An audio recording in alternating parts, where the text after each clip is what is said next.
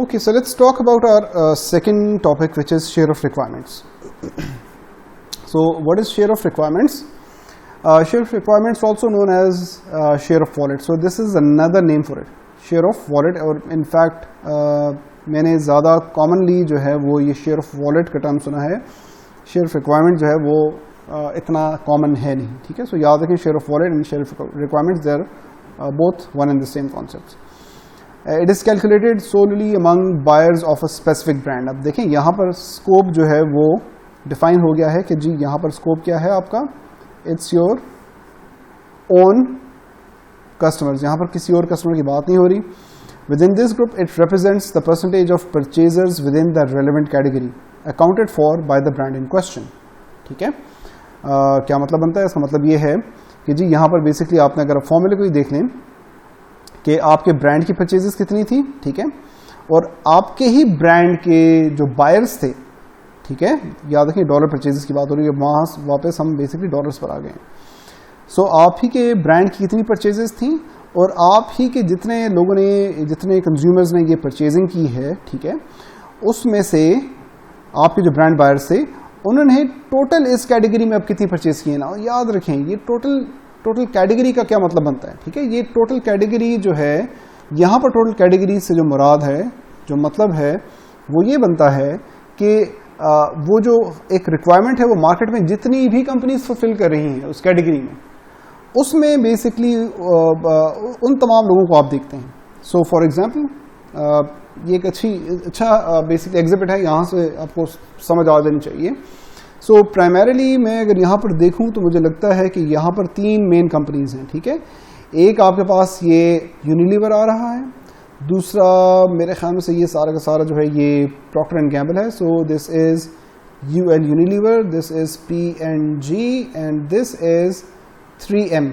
ये 3 different companies हैं, ठीक है. शेयर ऑफ रिक्वायरमेंट्स का बताता है. अच्छा ये तीनों हैं क्या? ये मैंने यही ब्रांड्स क्यों चूज किए? क्योंकि ये सारे के सारे जो हैं these are home care products. ये सारे के सारे क्या हैं? Home care products. और let's say your company is Unilever, fine.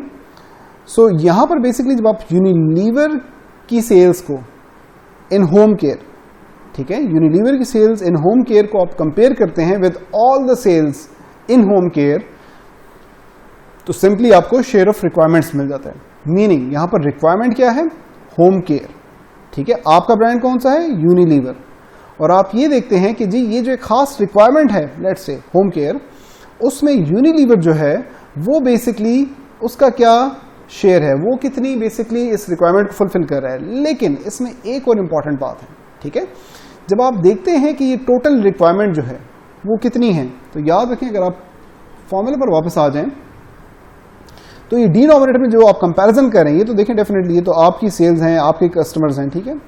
Denominator में क्या आ रहा है? डिनोमिनेटर में आ रहा है total category purchases by brand buyers. ये देखिए यहाँ पर भी कोई ब्रांड बायर्स की बात हो रही है. इसका मतलब क्या है? मैं वापस आता हूँ इस एग्जिबिट पे. इसका मतलब ये है कि जो आपने टोटल कस्टमर्स लेने हैं, ये टोटल जो आपने बेसिकली परचेजेज लेनी है, वो आपने तमाम की तमाम टारगेट मार्केट की नहीं लेनी, ठीक है. Let me draw a circle. Let's say ये आपकी टोटल टारगेट मार्केट है. ये सर्कल इतना अच्छा नहीं है. ये आपकी टोटल टारगेट MKT मार्केट है, ठीक है. अच्छा, this is your total target market. और इसमें लेट्स से ये वो लोग हैं, ये शेडेड एरिया जो है ये वो लोग हैं हु बॉट योर ब्रांड कब? At least once. ये इंपॉर्टेंट है कि योर कस्टमर की डेफिनेशन क्या है? That those people who bought your brand at least once. So बस आप उनको अपना कस्टमर कहना शुरू कर देते हैं according to share of requirement. So अब आपकी जो भी कैलकुलेशन होगी याद रखें उसमें ये लोग नहीं आ रहे, ऑल्दो ये टारगेट मार्केट तो है for let's say for what, for home care products, ठीक है. ये भी हैं, ये भी हैं, लेकिन चूंकि इन लोगों ने आपका प्रोडक्ट एटलीस्ट एक दफ़ा ख़रीदा हुआ है, सो बेसिकली आप इनको कंसिडरेशन में लेते हैं when you talking about SOR, share of requirement. अच्छा, उसमें आप क्या करते हैं? आप कहते हैं कि ओके आपके ब्रांड की ब्रांड सेल्स कितनी है, ठीक है, by these consumers, by these definitely आपके कंज्यूमर्स ही होंगे, divided by total cat means category, sales कितनी है बाय योर कंज्यूमर्स। ये बड़ा इंपॉर्टेंट है, ये याद रखें। टोटल सेल्स आप टोटल कंज्यूमर या टोटल टारगेट मार्केट की नहीं लेते, यहां पर सिर्फ मैं समझाना चाह रहा हूं कि आप टोटल सेल्स जो हैं वो आप अपने इन्हीं कंज्यूमर्स की लेना चाह रहे हैं, ब्रांड कंज्यूमर्स की। इसका मतलब ये है कि लेट से if let me draw, this is your customer, ठीक है, इतना अच्छा नहीं है, let's if this is your customer, और अगर ये जरूरी नहीं है कि ये होम केयर में सिर्फ यूनिलीवर के प्रोडक्ट्स परचेज करते हैं। जब आप इसके होम केयर की बास्केट देखते हैं तो उसमें आपको यूनिलीवर भी के प्रोडक्ट्स भी नजर आते हैं, कुछ प्रॉक्टर एंड गैम्बल भी नजर आता है, कुछ आपको 3M भी नजर आता है, ठीक है। सो आप इंटरेस्टेड इस चीज में हैं कि आप ये देखना चाह रहे हैं कि ये लेट्स से अगर ये एक जो पिक्चर है ये आपके तमाम कस्टमर्स को शो करती है, तो इनकी बास्केट में कितने परसेंट आपके प्रोडक्ट्स हैं और कितने टोटल प्रोडक्ट्स हैं। लेकिन इंपॉर्टेंट बात क्या है, वंस अगेन, कि सिर्फ आपके कस्टमर्स की बात हो रही है। तो मैं काफी दफा इसको रिपीट कर चुका हूं, आई एम होपफुल के it's clear now. Alright, so this is share of requirements filled by Unilever Pakistan.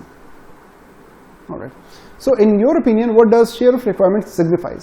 ये जब हम लाइव क्लास लेंगे तो मैं आपसे इसका जवाब लूंगा कि आपके ख्याल में जो शेयर ऑफ रिक्वायरमेंट्स है वो सिग्निफाई क्या करता है, उससे हमें पता क्या चलता है, ठीक है।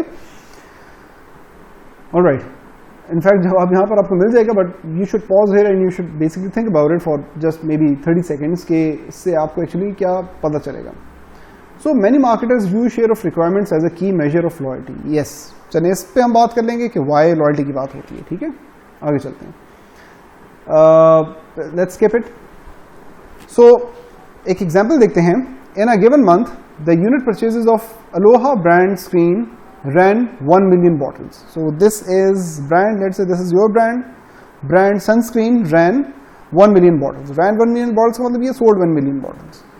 Among the households that bought Aloha, see this is very important. Among the households that bought Aloha, वो ये नहीं कह रहे among the households that bought sunscreen, because इसके अगर आप sunscreen यहाँ पर इस्तेमाल करेंगे या word इस्तेमाल करेंगे तो उसका मतलब है कि आप total target market की बात करें. But we are basically interested in your target, your brand customers. So Aloha के brand customers की बात हो रही है. Total purchases of sunscreen came to 2 million bottles. So once again ये जो आपका कस्टमर है, मैं यहाँ पर ड्रॉ करता हूँ, ये जो आपका कस्टमर है, ठीक है, इससे जो सनस्क्रीन इस्तेमाल की उसमें ALOEHA अलोहा ब्रांड तो था, लेकिन इसमें इन टोटल 1 साल 1 महीने जितने में इसमें इस्तेमाल की, इसमें ब्रांड X भी आया, ठीक है, और इसमें ब्रांड Y भी था। लेट्स सी, ये 3 ब्रांड्स इस्तेमाल करता है। ही और she is not so much concern about basically the brand, लेकिन इसने एटलीस्ट अलोहा एटलीस्ट 1 दफ़ा परचेज किया था, लेकिन ब्रांड X भी एटलीस्ट 1 दफ़ा परचेज किया था, ब्रांड Y भी एटलीस्ट 1 दफ़ा परचेज किया। सो ये बाय डेफिनेशन आपका कस्टमर, आपके ब्रांड का कस्टमर बन गया। सो आपके इन जैसे जितने भी कस्टमर्स हैं जिन्होंने एटलीस्ट 1 दफ़ा परचेज किया था अलोहा, उन्होंने बेसिकली अलोहा की 1 मिलियन बॉटल्स परचेज की है, but in total 2 million bottles sunscreens की परचेज हुई हैं बाय दीज सेम कस्टमर्स। तो आपका शेयर ऑफ रिक्वायरमेंट्स क्या हुआ? वेरी सिंपली, आपका share of requirements you have to basically divide 1 million by 2 million products and that is basically 50%, ठीक है। सो ये आपको बताता है कि आप ही के जो ब्रांड यूजर्स हैं उनमें आपका शेयर ऑफ रिक्वायरमेंट्स कितने हैं, उनकी यही जो रिक्वायरमेंट है सनस्क्रीन की, उसको आप कितना फुलफिल कर रहे हैं। अब याद रखें यहाँ पर रिक्वायरमेंट जो है ना वो आप पे डिपेंड करता है, आपने कैसे इसको बेसिकली डिफाइन करना है। रिक्वायरमेंट पे मुझे 2 मिनट बात कर लेता हूँ। Your requirement, REQ requirement, what is requirement, ठीक है। सो रिक्वायरमेंट में ज़रूरी नहीं है कि आप जो है वो किसी एक खास ब्रांड का नाम लें, ठीक है। रिक्वायरमेंट को आप अपने हिसाब से अपनी रिक्वायरमेंट के मुताबिक डिफाइन कर सकते हैं। सो जैसे कि आप ले लें पाकिस्तान में जो बड़ी कॉमन एक इंडस्ट्री है दैट इज़ टेलीकॉम इंडस्ट्री, ठीक है। ये जो वायरलेस फ़ोन्स आपके पास हैं इनकी इंडस्ट्री, इनके जो सर्विस प्रोवाइडर्स हैं। सो क्या वायरलेस सर्विस प्रोवाइडर रिक्वायरमेंट है? बिल्कुल है, बट यही जो एक वायरलेस सर्विस प्रोवाइडर्स हैं ये डिफरेंट बेसिकली रिक्वायरमेंट्स को फुलफिल कर रहे होते हैं। अब इनकी अगर आप डिफरेंट प्रोडक्ट्स देखें तो इनके पास फ़ोन लाइन है, ठीक है, इनके पास SMS सर्विसेज हैं, और इनके पास लेट से 3G और 4G इंटरनेट है।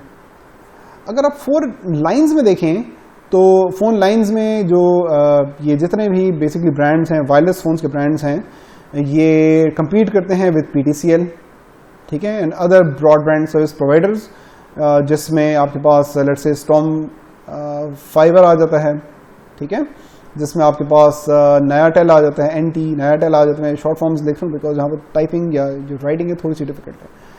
सो नयाटेल आ जाता है, ठीक है। SMS को देख लें, सो SMS भी एक डिफरेंट रिक्वायरमेंट है, ठीक है, और उसमें ये compete करते हैं बाकी डेफिनेटली सर्विस प्रोवाइडर्स के साथ। PTCL इसमें सच का कोई प्रोडक्ट है नहीं मेरी नॉलेज के मुताबिक। मे बी PTCL का कोई और प्रोडक्ट हो जिसमें SMS आता हो, but at least I don't know, ठीक है। लेकिन और कहाँ पर बेसिकली हम शॉर्ट मैसेजेस या अदरवाइज मैसेजेस भेज सकते हैं? वेरी सिंपली आपके पास मैं SN लिखूंगा सोशल नेटवर्क के लिए, ठीक है। इसमें तमाम व्हाट्सएप, फेसबुक, वाइबर, IMO जितने प्रोडक्ट्स हैं वो सारे के सारे आ जाते हैं, ठीक है। इमेजिन करें कि अगर ये तमाम प्रोडक्ट्स ना होते तो SMS का जो बिजनेस था वो बूमिंग होता। ये बड़ी सिंपल सी एग्जांपल लें, आपको आजकल 500 रुपये में पूरे महीने के लिए 5000 SMS या 4000 SMS करने को मिल जाते हैं, और साथ ही साथ 1000 कॉल्स या 500 लोकल कॉल्स भी होती हैं, ऑफ नेट कॉल्स होती हैं, 1000-2000 या 1-2 GB MB भी मिल जाता है साथ में उसी 500 रुपये में। उसकी वजह यह है कि बेसिकली कंपटीशन इस सोशल नेटवर्किंग की वजह से या इंटरनेट या फिर ये जो डिफरेंट ऐप्स हैं इंटरनेट की, उनकी वजह से कंपटीशन इतना बढ़ गया है कि SMS की जो जनरल रिक्वायरमेंट है by these phone providers, wireless phone providers, उनकी SMS की रिक्वायरमेंट बड़ी कम हो गई है, ठीक है। तो उनके जो सर्वर्स हैं या उनकी जो एसेट्स हैं वो फारिग पड़े होते हैं, सो वो उनको बेसिकली फिर यूटिलाइज करने के लिए प्राइसेस कम कर देते हैं, आपको बड़े बड़े बंडल्स ऑफर कर देते हैं। इसी तरह 3G 4G को देखें तो इसका जो कंपटीशन है, या इवन अभी पाकिस्तान में तो नहीं लेकिन बाकी कंट्रीज में 5G जब आ जाएगा, सो कंपटीशन जो है वो बेसिकली ब्रॉडबैंड से हो जाएगा, ठीक है। अगेन जिसमें आपके पास यही कंपनीज आ जाती हैं, इनफैक्ट PTCL भी अनफॉर्चुनेटली यहाँ पर आता है, ठीक है।